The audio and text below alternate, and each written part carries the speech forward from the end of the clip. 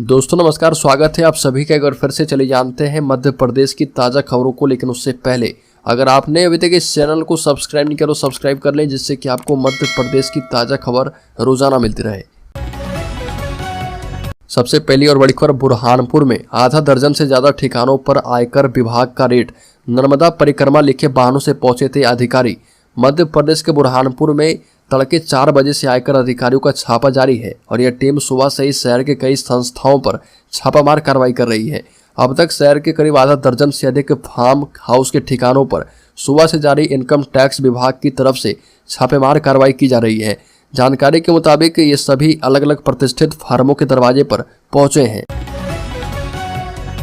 बड़ी खबर, प्रियंका गांधी के बयान पर कैलाश विजयवर्गीय ने कहा कि प्रियंका जी अपनी छाया से मध्य प्रदेश को दूर रखना। मध्य प्रदेश में चुनाव है और लगातार इसकी उल्टी गिनती शुरू है। बता दें कि जनसभा को संबोधित करते हुए प्रियंका गांधी ने कहा कि यहाँ महिलाओं पर सबसे ज्यादा अत्याचार हो रहे हैं। देश में सबसे ज्यादा बच्चियां गायब होती है तो ये मध्य प्रदेश है। वहीं इस पर भाजपा के राष्ट्रीय महासचिव कैलाश विजयवर्गीय ने प्रियंका गांधी पर तंज कसते हुए कहा कि प्रियंका गांधी जी अपनी छाया से मध्य प्रदेश को दूर रखें। बड़ी खबर, बीएसपी ने 2 पार्टियों के साथ मिलकर रचा चक्रव्यूह। बीजेपी कांग्रेस सबकी खटिया होगी खड़ी। मध्य प्रदेश में कुछ ही महीनों में चुनाव है, ऐसे में सभी पार्टियां इस चुनाव में अपनी जी जान झोंक रही है। वहीं राज्य में बीएसपी जजपा के चुनावी गठबंधन पर बीएसपी नेता और राज्यसभा सदस्य रामजी गौतम ने बातचीत में कहा कि पहली बार राज्य में एससी और एसटी समुदाय एक साथ आएंगे। एसटी ने परंपरागत रूप से 2 पार्टियों को वोट दिया है, भाजपा और कांग्रेस को, लेकिन अब मजबूत विकल्प पेश करेंगे। बड़ी खबर, बांधवगढ़ अभ्यारण्य में मवेशियों को चराने के दौरान बाघ ने किया हमला, बुजुर्ग की मौत।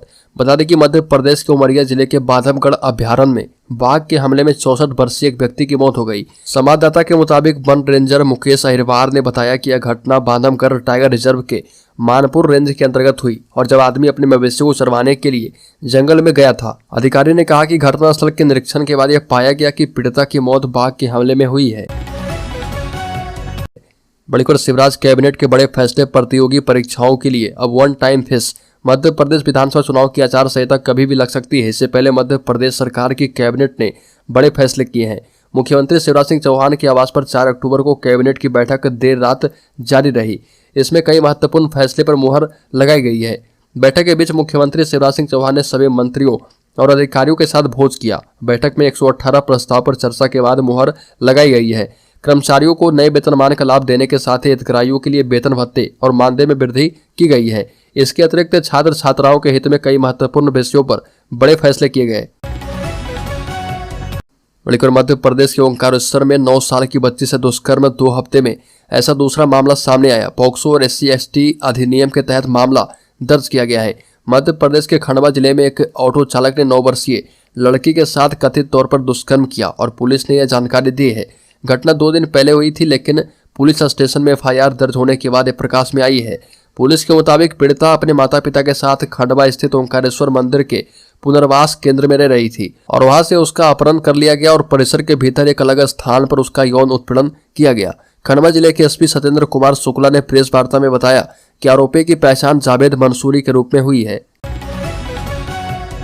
बड़ी खबर, MP के सियासी रण में PM मोदी आदिवासी मतदाताओं को साधने की कवायद, हार जीत का करते हैं फैसला। PM मोदी ने कांग्रेस पर आदिवासी नायकों की उपेक्षा करने का सीधा आरोप लगाया और पब्लिक रैली में प्रधानमंत्री मोदी ने सीधे तौर पर राज्य की 69 सीटों के मतदाताओं पर फोकस किया जिनमें आदिवासी वोटर हार जीत का फैसला करते हैं।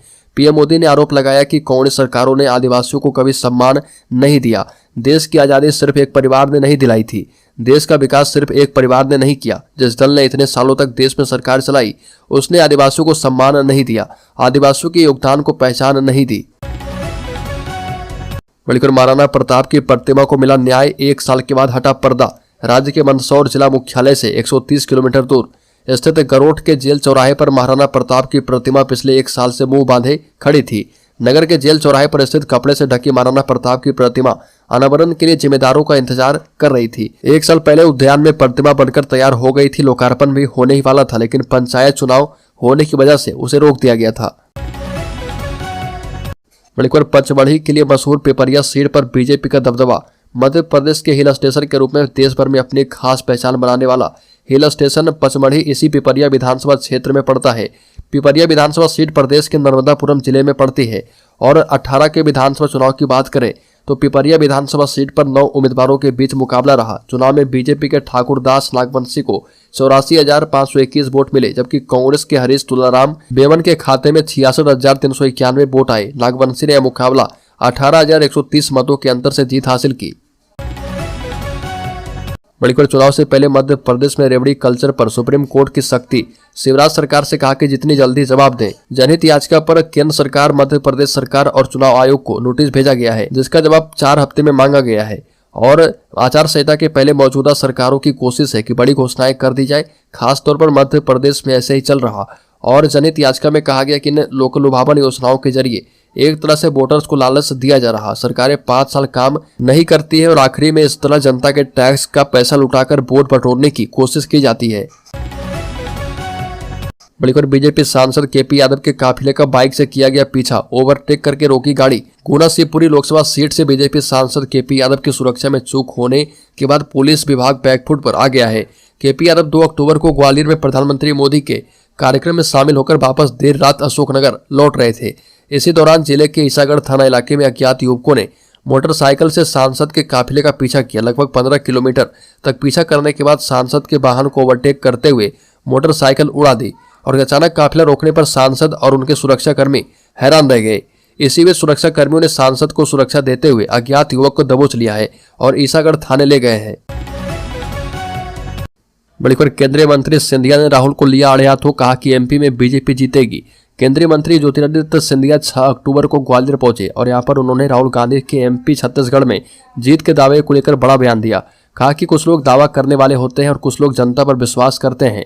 भारतीय जनता पार्टी जनता के आशीर्वाद पर विश्वास करती है। मध्य प्रदेश में भारतीय जनता पार्टी की सरकार जनता के आशीर्वाद के आधार पर पूर्ण बहुमत के साथ बनेगी। ये भी कहा कि आज का दिन ग्वालियर के लिए भव्य दिन है। मेरा सपना था कि ग्वालियर में एलिवेटेड रोड बने और आज उसका भूमि पूजन हो चुका है।